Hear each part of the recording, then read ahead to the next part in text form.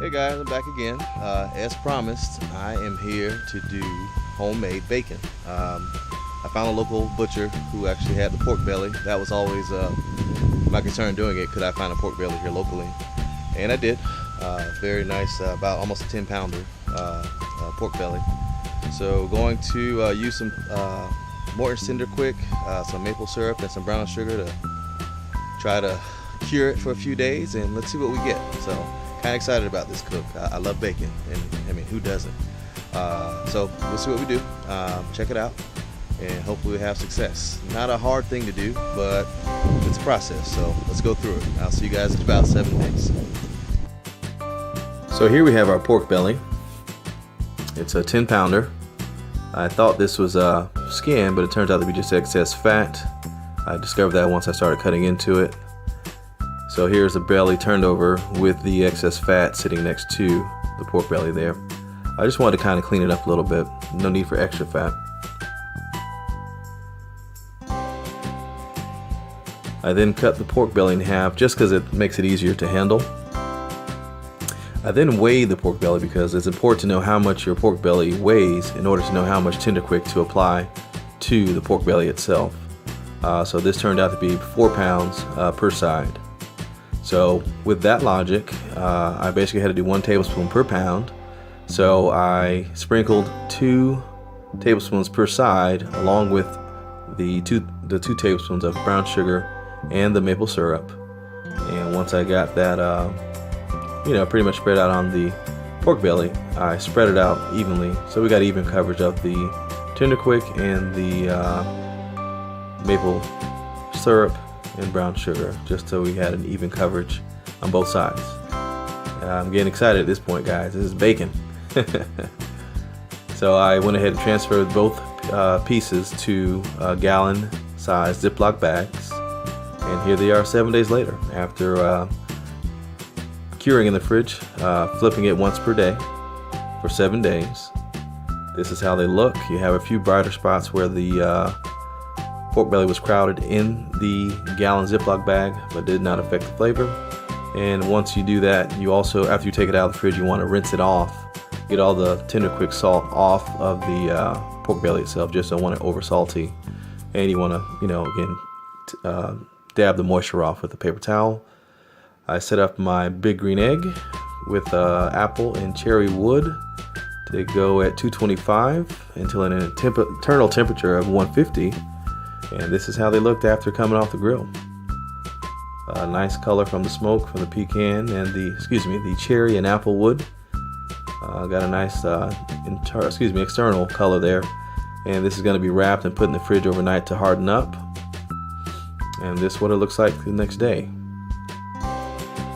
Getting ready to slice it up here on my new deli slicer. Ordered that just for the experience of making bacon.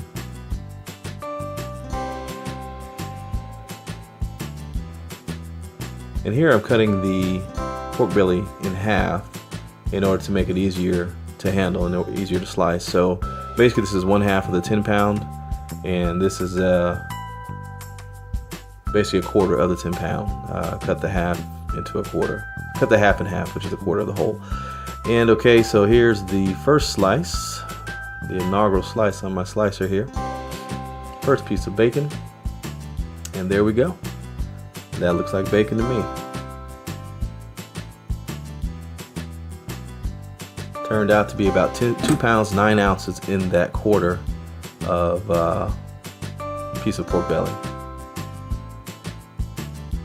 All nice and displayed there.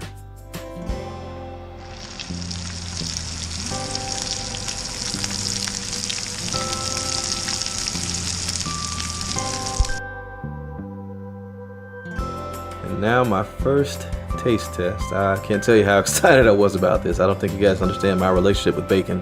I love bacon. So I'll definitely be trying this again. Tried this out and had family in town for Thanksgiving. Had a few breakfasts we had to make, so we used my bacon for the morning breakfast, and everyone was happy. Very proud, and didn't tell everyone that I made it, and they were very surprised that I made the bacon. So please try this recipe. You guys will enjoy it. So there you have it, guys. I made bacon. I would say one of the easier cooks, but one of the most enjoyable. Who doesn't like bacon? I love bacon. And this is kind of thick cut in what you would say if you bought it from the store. So about that thickness. And again, I bought the deli slicer so I can get, you know, consistent slices, and so they'll cook up the same rate. You know, they're frying it in the pan. Not as much grease as you normally get with store-bought bacon. I think my wife said she didn't taste as much maple. I did, because I knew it was there. But I may put a little more maple syrup next time. But the main thing is I was able to cure it and get it to the consistency of bacon. So I probably could go another few days. I think I read something online about using the tender quick. I guess the rule of thumb is 14 days versus 7. I just didn't want to be too salty, and it really was not overly salty. It was just right. Everyone liked it. So I'm going to stick to 7 days, no more than 10 if I wanted to make it go a little longer. But yeah, slice it up, cooked it up, served it to my family. A few people were upset because they didn't get some. But yeah, successful. So I hope you guys enjoyed it, and hope you can try it out yourself.